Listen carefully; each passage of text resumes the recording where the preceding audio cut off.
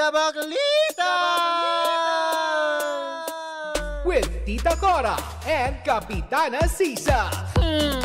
Same, pero iba. We are number 106.7 Energy FM. Pagdawag mo sabihin radyo. Sabihin mo. Yes! Magandang araw pa rin po. Sumikat na ng todo ang haring araw. Ilabas na mga labada. Oo, diba?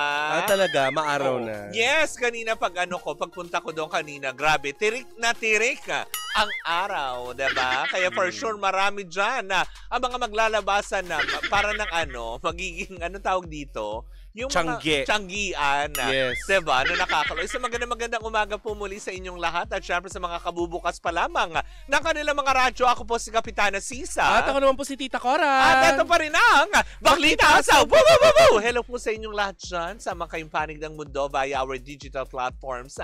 Hello po. Yes. Ito lang chika natin for today's video, Mare. Oh, ano yun? Oy, good morning nga pala ha. Good morning kay Tita sa Mayet lahat. de la Rosa. Ay, Mayet.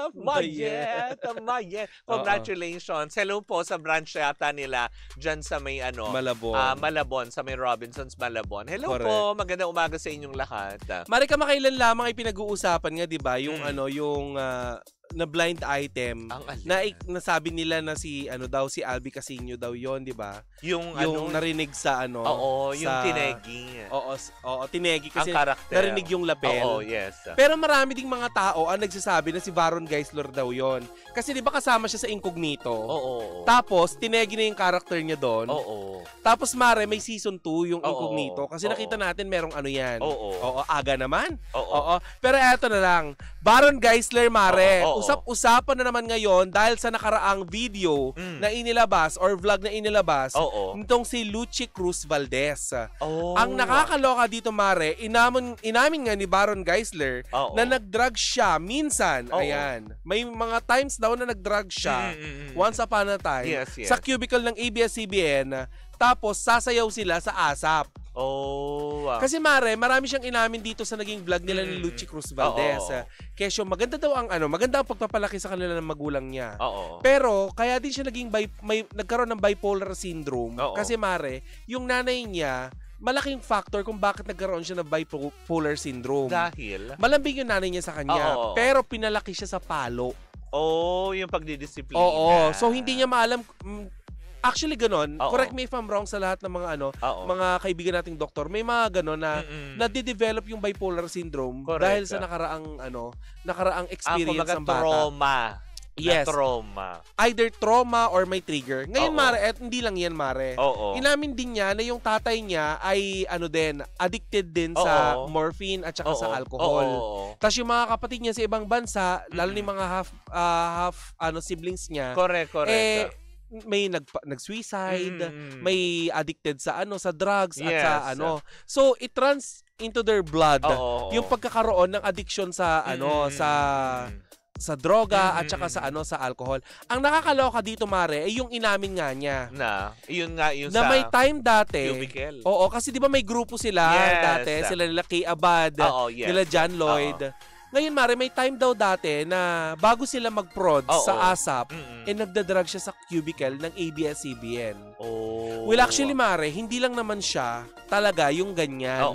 Marami sa industriya, huwag natin magpaka-plastic dito. Correct. Diba? Marami sa industriya. Kaya nga, di ba, nung nagpatawag na ilalabas daw yung listahan ng mga artista nung panahon ng Tokhaman. Maraming nanginig.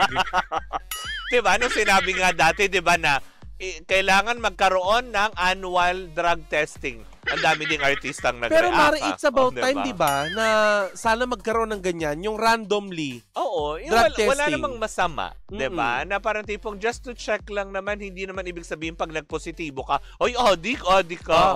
Meron nga dyan, hindi naman nagdodroga, pero addict tignan. Diba? Pero may kakilala ko, Mare, alam mo, tinanggal sa work dahil nag-positive. Actually. Kilala mo din yun. Medyo nalungkot ako doon. Na giving them a chance. Yes. Diba? Katulad dito sa storya ni Baron. Yung mga, ito ay istorya na lamang. Pagbangon Istorya na lamang nung siya ay nadapa. Yes. Hindi ibig sabihin, minsan kang naging siraulo, naging sakit ng ulo, Yes. ng sambayanan, forever kat wala kang, alam mo yun, wala kang chance magbago. Pero eto kasi, kaya... Yung kilala ko, kilala mo din. Oo. Mabuting tao yun eh. Mabuting tao, hindi lang nabigyan ng chance. Oo. Diba? Pero yun na nga, mabalik tayo kay Baron. Medyo nanggigil tayo. Meron kasi din akong kilala. Oo. Diba? Yun talaga, addict. Tinanong pa nga ako eh. Oo. Totoo ba? Ganon-ganon. Totoo bang mukha akong addict? Ang sasabay ka. tasa mo sinabi.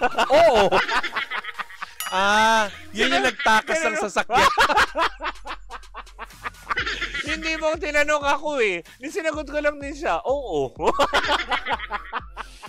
Siya yung nag-overprice sa pagpapagawa ng kotse ko. Tapos tinakas yung sasakyan ko. Ganyan nilagyan ng labakara yung kotse mo, kaya inubo. Siniksikan. Para lang masabing may sira. Oo, siniksik, sira ulo, adik nga. Sinira, nilagyan ng labakara yung mga karburador. Oo. Para kunyari, inuubo talaga yung kotse. Pero laki ng labakara. Sira ulo. But anyway, balik tayo kay Baron. Kumaga kay Baron, it's a good thing, diba? Kumaga, trusted naman kasi yung nag-interview. Lucci Cruz Valdez yan, diba? Yes. Kumaga parang it's a vlog show to inspire people na parang si Ami Austria, diba? Ganyan din. Diba? May pag-amin din siya dun sa mga, alam mo yun, pagkakamaling nagawa niya. Correct. Pero, at the end, ano ang naidulot sa kanyang pagbabago? Correct. Kaya tignan mo ngayon, diba? Yung feeling ko naman doon sa sinasabi mo kanina na baka si Baron yon yung sinasabing nasa mic, hindi wala na yung karakter din ni Albi Casino sa ano. Kasi nasa naman siya. It's okay not to be okay. Kumaga parang tinegi boom boom bells. Bakit para silang tinegi? Parehas kaya sila nakalapel? Hindi. Si Baron naman daw, parang ngayon syempre, diba? Kasi patapos na din eh. Diba? Na, yung incognito. Yung incognito, patapos na rin yun talaga nga yung parang nasa likod ng isip ko na kung si Baron yun, patapos na incognito. Correct, diba? Pero ngayon daw, ang chismis na nasagap ko naman siya. Dahil mukhang gagawan nila ng paraan para mabuhay si Baron sa season 2. Paano? Diba? So malalaman natin paanong nangyari. Kasi diba, kumbaga parang Teggy ang character talaga Pero eto, diba? Kasi marami daw tao talagang humihiling sa kanyang, alam mo, yung presensya. Well, actually, ganito nga ang nangyari. May nalaman ako mula sa bakuran ng Kapamilya Network. Kasi totoo niyan, Mare. Malapit na silang mawala ng bakuran. Waji-wariwap na talaga dapat ang season 2. Kaso, nung nabalita na wain na ang incognito, marami daw, may clamor. So sabi nila, hindi nila na-anticipate na ganun karami yun ang hinayang. Tapos 'di ba, naunang napabalita na matatapos ang incognito. Kasi nga 'di ba yung pinaka business unit head nila nagsalita na baka hindi muna kasi medyo magastos. The following week, Mare, 'di ba pinatay yung character ni Baron? Marami ang nanghinayang kasi hindi nila ine-expect na yung character ni Baron ang dami palang nakasubaybay. Dami nakasubaybay. Kaya pala, Mare, yan ang pinanggagalingan nung chika ngayon na posibleng buhayin. Diba? Pero mamayang off-air, kung sasabihin sa'yo kung anong character. But anyway, in connection to that, may na chika pa nga na si Baron na 5 years old pa daw siya, Mare. 5 years old pa lang siya, nakakapanood na siya ng porn. Ayun soft lang. porn. Yun lang talaga yung mali doon. Kasi kumbaga parang siguro, hindi ko naman din hinuhusgahan yung parents Yes. Kasi maayos yung pagpapalaki Kasi baka siguro hindi lang ganun ka-secure. Hindi kasi noong mga panahon na yun, pausbong pa lang ang internet Yes. VCD pa yun. Yes. VCD, VHS, yun pa lang, pausbong pa lang mga laserdisc, diba? Yung, luma nung laserdisc. Kasi Mara, may sinabi siya doon na na lahat daw ng katarantaduhan na ginawa niya in his life, lahat sinasalo ng magulang niya. Lahat, lagi siyang binibail. Nategi yung mudra. So wala na magbibail. Hinayaan siya ng mga kapatendang niya sa loob ng kulungan para matuto. Kumbaga pinagtanda. Yes. Hanggang sa parang wala nang, parang sabi ni Baron Geisler na parang hindi na dapat itong nangyayari na to kasi wala nang sasalo sa akin. Wala na ang mudra ko. Kaya siya nag-start na magbago. Doon natin nakita yung pagbabago ni Baron Geisler. Correct, diba? Nag-rehab. Kasi di ba, Mare, alam natin na si Baron Geisler, wala talagang ano yan, walang sinisino. Oo. Diba? May time pa dati, Mare, na nagdadrive ako dyan sa may Malate bago mag-pandemic. Nakita ko siya nagwawala sa labas ng bar. Kasi di ba, dyan pa dati ang gimikan eh. Yes. Malate area sa may Nakpil. Diba? Diyan talaga yung talagang puntahan dati. Sabi ko, sino yun? Si Baron Geisler. Yung mga kapanahon, 90s yan. Oo. Diyan, putok na putok ang Remedios. Oo. Diba? May bar dyan dati na pinuntahan si Baron, tapos nagwawala siya sa labas. Hindi ko lang alam kung diba, kung bukas pa yung bar na yan. But anyway, at least ang natin dito, ang takeaways natin dito kay Baron, hindi pa huli ang lahat sa lahat ng mga ng mga nadadapa. 'Di ba? Sayang lang kasi hindi lahat ng mga nagkaroon ng bisyo, 'di ba? Nagbago tulad niya. Oo, at saka hindi lahat ng nagkaroon ng ng ganung bisyo nabibigyan ng pagkakataong bumangon. 'Di ba? Sino nga ito yung binigyan ng pagkakataon ni Si Giromanyo. Si Giromanyo talaga nagsabi naman kasi gusto siyang kunin ni Coco Martin, 'di ba? Nagsabi siya mismo na magpapagaling po muna ako. Si diba? Sino to? John Wayne Sasi. Yun doon ako medyo nanghihinayang eh. Kasi 'di ba nabigyan siya ng pagkakataon sa probinsyano. Yes. Tapos 'di ba? Tapos yung nawala bumalik na naman sa dating gawin na parang pero Mare, alam mo, sayang. ang sabi nitong si Baron Geisler, malaking factor din sa kanya kung bakit naging ganun siya ay yung mga taong nakakasama niya. Totoo naman. So possible na yung mga naging barkada niya sa showbiz, 'di ba? Alam mo 'yan, alam mo naman Mare kung diba? Kami na po nagsasabi sa mga sasamahan hindi po madali ang buhay showbiz kasi 'di ba? Alam natin yan may mga artista. Daming plastikada. Hindi na plastikada, Mare. May mga addictus binidictus talaga na artista. Para nang sa ganun kapag kukunan sila ng camera, buhay. Oo, 'di ba? Set sila game na game. Oo. Hyper. Kumbaga yun na nagiging sandigan nila. Kumbaga parang doon sila humuhugot ng lakas ng loob. Oo. Kung yung iba alak. Correct. Diba? Kasi di ba yung kakilala natin, nabubukelya siya kasi pag inaalok ng pagkain ng catering, hindi makalunok. Pero nakakaiyak. Diba? Dati. Ngayon, hindi pero na. Ngayon, kahit anong sarap ng handa ng catering, hindi makakain eh. Ngiwestra na. Nahanginan. Ngiwestra, afabilible. Pero yun na nga, diba? It's a good thing na sana, diba, na lahat ng katulad nito, yung paglantada sa isang interview nitong si Baron, magsilbing inspirasyon sa lahat na hindi porket tingin sa'yo ay sakit ng ulo may tanong ng ako, bayan. Aabangan ba natin si Baron Geisler sa Believable Story? Malay natin, one of these days, diba? Mag-share din siya ng kanyang testimonies, diba? Kung paano din siya, alam mo yun, ang kinaganda lang din, kumapit din siya sa Panginoon. Yan ang pinakamaganda. Diba? Kumapit siya sa Panginoon, tapos meron siya ngayon loving wife and a daughter, na kumbaga doon na lang siya humuhugot din ng inspirasyon para, alam mo yun, maging motivation niya na keep going on, gawin na, magtrabaho. Diba? Daming ni Wag tayo Baron, magperwisyo ng tao, mamerwisyo ng tao, diba? Tsaka maganda na na meron siyang asawa, loving wife. Yun ang Correct, compass niya kung diba? paano siya nagkaroon ng pangalawang pagkakataon. Si Sis Jamie. Hi, Diba? sis. Diba? But anyway, ayan. Sa lahat ng mga artista dyan na addictus benedictus, sigilan nyo na dahil. ni Westra Bells, Diba? diba? Tama Tandaan na, diba? Hanggat, alam mo yun, at least ngayon natigil na yan kung ano-anong tokang. Antayin nyo pa ba ulit magkaroon ulit ng mga ganyan-ganyan bago kayo tumigil? Enough na yung kakaganyan yun. Anong oras na kukunan direct? Direct! Anong oras? Tapos na yung eksena mo. Direct ano? Pack up na direct? Oo. Baklasa na ba direct? Lipat? Anong direct? Tutulungan ko saan tayo? Transfer location? Ibang location ba? Oo. Nakaalis na yung mga co-artists ko, nandun pa rin siya. Nag-tent ka mag-isa.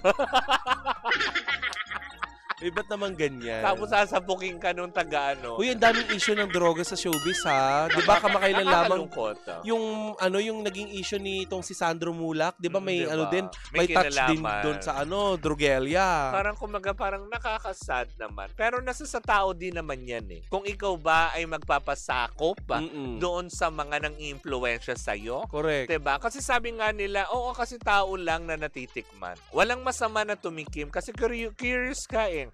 Pero yung gawin mong habit, yun yung masama na. Pero wag na din, Mari, kung kaya mong iwasan, wag mo na tikman. Diba? Kumaga parang 'Diba? Na depende pa rin, gaya na sinabi mo kanina. Oo. Depende sa nakakasama mo eh. Correct. 'Diba? Kung alam mong hindi na magandang ehemplo sa'yo, bakit sasama ka pa sa kanila? Tsaka lalo na kapag director mismo yung... Oo, yung... Kuna na kita! Ano, director? Ganyan. Hindi. Paano kung director din? Kuna na kita! Ayusin mo! Lumilipad ang isip ko. Ay! Nako. Direct dilat. Ano ka, tamban? Maya. Maya. Hindi ka naman tamban na para dumilat ka ng ganyan. Correct. Tama na, di ba? Hindi ka naman ibinilad sa bubong. Nag-sunbathing pati yung eyeballs. Bakla ka. Uy, tama But na. anyways, diba? Nahahalata na yung iba sa inyo. Diba? Oo. Yung iba kasi nadadamay. Kung kayo ay... Di, tsaka obvious na yung iba, Mare. Hindi, yung iba kasi nang i-influensya pa. Huwag Lubog kayong na. mang-influensya ng alam yung bawal. Oo. Diba? Huwag nyo nang, katulad yung mga baguhan, huwag nyo nang influensyahan pa na gumawa ng kung ano kasi nakasanayan yung ganito, diba? Kasi hindi natin alam kung ano yung magiging epekto sa kanila eh. Correct. Kagaya nitong habagat, di ba, inaasahan natin ng iba natin mga kababayan, lubog sa tubig baha. Yung Oo. iba, lubog yung pisngi. Oo. Kakadroga niyo. Yung iba sa session pa. Diba? Tigilan nyo na. Hindi maganda yan. Diba? Habang nilulubog ng bahay yung ibang lugar, yung iba na sa bubungan nagsisesyon. Oo, nagsisesyon. Tapos saka nyo bibilangin yung patak ng ulan. Sabi nyo, kakalabanin kita, batusay. Tapos kakalabanin nyo yung gutom. Oo, di kayo makalunok kapag inaalok kayo ng pagkain. Ay, nga pala. Doon sa dati kong kapitbahay na binibigyan ko ng pagkain, naipon yung platito sa bahay niya. Oo, kasi hindi niya pala kinakain. Kasi nga hindi makalunok. Hindi pala makalunok. Diba? Sabi ko nung nag-after 6 diet ako. Wow! Intermittent pala. Hanggang sa tinawag ka na lang bungo. Naka-intermittent pala. Diba? Well, anyways, diba? Well, good luck kilala na kang lang ganon? din. Ha? Yung bungo. Wala pa naman. Liwi pa lang. Lubog. Yung mga kilala ko Ganun. Pero yung dati, dun sa mga dati kong tinirahan. Diba? Anong ginagamit nila? Yung puting pulbura? Hindi eh. Katol. Lamok pa. Dinudurog. Tapos sabay sisingutin yung katol. Maririnig mo sila kapag padaan-daan sila. Lamok pala. Speaking of lamok, Ay! may artistang ganyan kumanta. Oo. Parang lamok. Talaga ba? Ay, naku, magpaalam Sino na nga tayo. Hindi, basta. May kilala ko parang lasing lang kumanta. Pero yung lamok, ngayon ko lang narinig yun. Ay, basta. Ay. Oo, siya. But anyways, mga banggayan po muna ang ating chikang na Tuesday morning. Maraming salamat po sa inyong paggantabay. Muli po ako po si Kapitana Sisa. Oy, bukas na How to Get Away. Diba? From your toxic family. Yes. Yan. Bukas po yan sa lahat ng SM Cinemas. Yan. Nationwide po yan. Exclusive for SM Cinema po yan. Yan. Of course, produced by OGD Production and Creative din. At pinagbibidahan ni Mr. Sanjo Marudo. Diba? Yes. Na nakakaloka. Thank you so much. Ako po si Tita Cora. And we are still same pero iba. Tuloy-tuloy pa rin po ang ating tugtugan. Siyempre, dito po lamang yan sa number 106.7 Energy FM. Pag huwag mo sabihin radyo. Sabihin mo!